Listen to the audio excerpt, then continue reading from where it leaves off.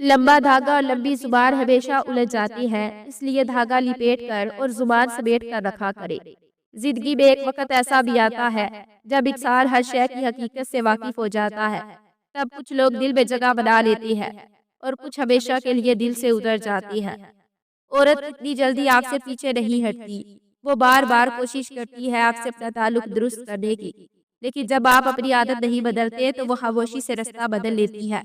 عورت کو ایک حد تک آزمانا چاہیے، پتا ہے کب ظرفی کی آخری حد کیا ہے؟ کسی شریف لڑکی کو محبت کی جال میں پھنسا کر اپنے جذبات کی تسکین کے بعد مجبوریاں بتا کر مکر جانا۔ کچھ دروازے ہمیں خود پر بند کرنے پڑتے ہیں۔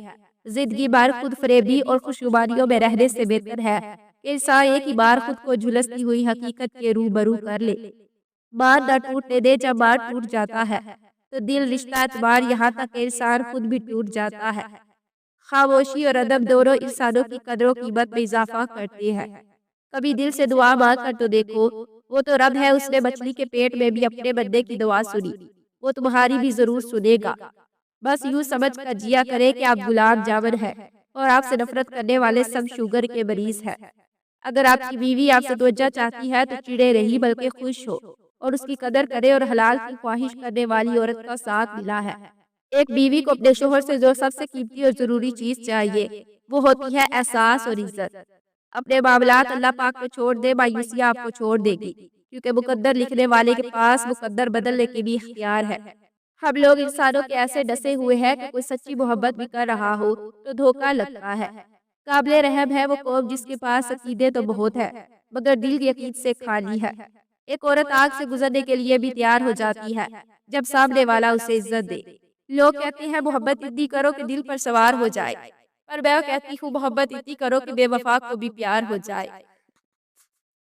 عقل مند کی ہستی حالت سونے کی مانند ہے، جہاں کہیں بھی جاتا ہے لوگ اس کی قدر و قیمت جانتے ہیں۔ انسان زندگی میں بہت کچھ سیکھتا ہے، لیکن جب تک دوسروں سے پیار کرنا، دوسروں کو معاف کرنا، دوسروں کی عزت کرنا نہیں سیکھ جاتا، سمجھو کچھ نہیں سیکھتا۔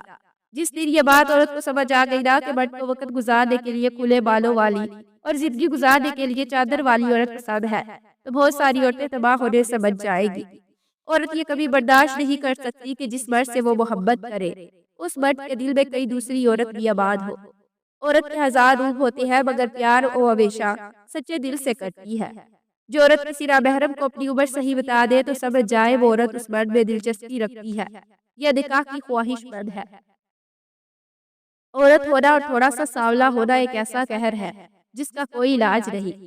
تین کام اللہ پاک کو بہت پسند ہے: ٹوٹے ہوئے دلوں کو جوڑنا، دل نہ چاہتے ہوئے بھی معاف کر دینا، کسی کے گناہ پر پردہ ڈالنا۔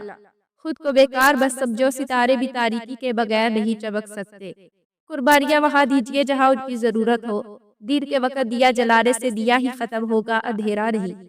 ایک لڑکی کا کردار اتنا تو مضبوط ہونا چاہیے کہ مرد اس تک پہنچنے کے لیے اللہ پاک سے رابطہ کرنا پڑے۔ مرد کی سچی محبت معلوم کرنی ہے تو اس کے غصے میں اپنے لیے الفاظ اور جذبات دیکھو۔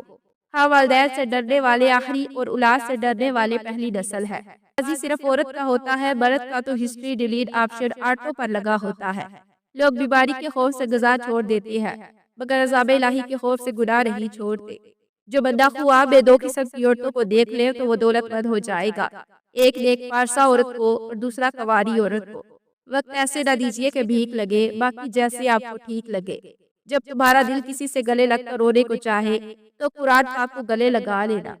جو عورت مرد کی یہ دو کمزوریاں جان لیتی ہے وہ مرد ہمیشہ کے لیے اس کا ہو جاتا ہے: ایک مرد کی ضرورت اور دو خواہش۔